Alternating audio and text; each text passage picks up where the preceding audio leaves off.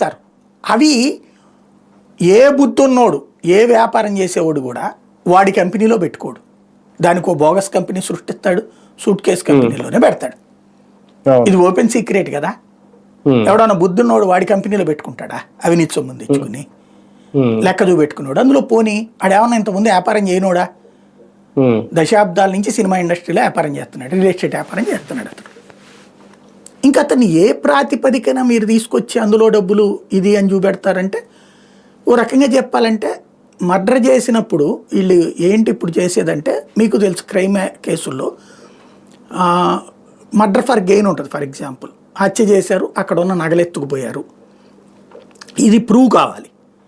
లేదా వాడు వ్యక్తిగత కక్షతోనే చేశాడు, వ్యక్తిగత కక్షతో చేసిన దాన్ని ప్రూవ్ చేయడం కష్టం, ఇది అందరు ఎదురుకుండా గొడవలు పడితే తప్ప.